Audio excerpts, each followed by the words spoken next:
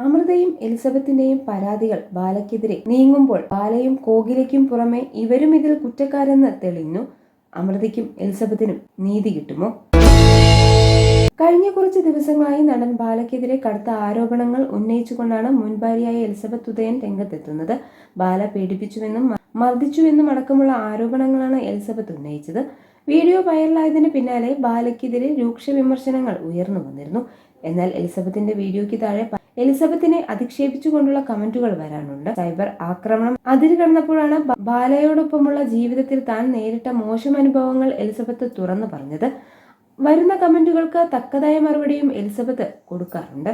അതിനു മുമ്പ് ബാലയുടെ മുൻഭാര്യയായ അമൃത സുരേഷും ബാലയിൽ നിന്ന് അനുഭവിച്ച കാര്യങ്ങൾ വെളിപ്പെടുത്തിയിരുന്നു. അന്ന് അമൃതയ്ക്കെതിരെ വിമർശനം ഉയർന്നു. എന്നാൽ എലിസബത്ത് കൂടി ബാലയ്ക്കെതിരെ രംഗത്തെത്തിയപ്പോൾ അതുവരെ ബാലയെ പിന്തുണച്ചവർ പോലും ബാലയ്ക്കെതിരെയായി. തനിക്കെതിരെ വരുന്ന വിമർശനങ്ങൾ ബാല കൃത്യമായി മറുപടി നൽകുന്നതും സോഷ്യൽ മീഡിയ ചൊടിപ്പിച്ചിട്ടുണ്ട്. കഴിഞ്ഞ ദിവസം ബാല പങ്കുവച്ച വീഡിയോകൾക്ക് താഴെ രൂക്ഷ വിമർശനമാണ് ഉയരുന്നത്. എലിസബത്തും അമൃതയും ഒരുപാട് അനുഭവിച്ചു. അവരുടെയൊക്കെ ശാപം അനുഭവിക്കേണ്ടി വരും. എല്ലാം കാത്തിരുന്ന് കാണാം. അമൃതയെയും എലിസബത്തിനെയും എല്ലാം വഞ്ചിച്ചതല്ലേ, അനുഭവിക്കും. ഇതൊന്നും അധികം നാൾ നീണ്ടുപോകില്ല. എലിസബത്തിന്റെയും അമൃതയുടെയും ഒക്കെ കണ്ണീർ ദൈവം കാണും, കണ്ടിരിക്കും. എലിസബത്ത് നിങ്ങളുടെ വൈഫ് അല്ലെങ്കിൽ അവൾ നിങ്ങളുടെ എല്ലാ കാര്യങ്ങൾക്കും കൂട്ടുനിന്നിട്ട് ഇറക്കി വിട്ടപ്പോൾ അവൾക്ക് നിങ്ങൾ വേലക്കാരിക്ക് കൊടുക്കുന്ന സാലറിയെങ്കിലും കൊടുക്കാമായിരുന്നു. എലിസബത്തിന്റെ കാര്യത്തിൽ ഒന്നും മിണ്ടാതിരുന്നപ്പോഴേ മനസ്സിലായി അപ്രതീക്ഷിത തിരിച്ചടിയായി പോയെന്ന്. ഭാര്യയും ഭർത്താവും കൂടെ എലിസബത്തിനെ ഭീഷണിപ്പെടുത്തി നിർത്തിയപ്പോൾ സഹിമുട്ടി എലിസബത്ത് പ്രതികരിക്കുമെന്ന് കരുതിയില്ല. എന്തായാലും ഇപ്പോൾ രണ്ടാൾക്കും മിണ്ടാൻ പറ്റാത്ത അവസ്ഥയായി.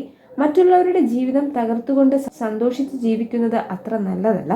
ഇങ്ങനെ എത്രയോ കണ്ടേക്കുന്നു. ഇതൊക്കെ എങ്ങനെ സാധിക്കുന്നു എന്ന് തുടങ്ങി നിരവധി പേരാണ് ബാലയെയും കോകിലയും വിമർശിച്ചുകൊണ്ട് രംഗത്തെത്തിയിരിക്കുന്നത്. ചിലരെല്ലാം എലിസബത്തിനെ കുറ്റം പറയുന്നുണ്ടെങ്കിലും ഭൂരിഭാഗം പേരും ബാലയ്ക്കെതിരാണ്. കരൾ കൊടുക്കാൻ ഇത്രയും പണം കൊടുത്ത് ഒരാളെ കൊണ്ടുവരേണ്ട കാര്യം എന്തായിരുന്നുവെന്ന് എനിക്കറിയില്ല.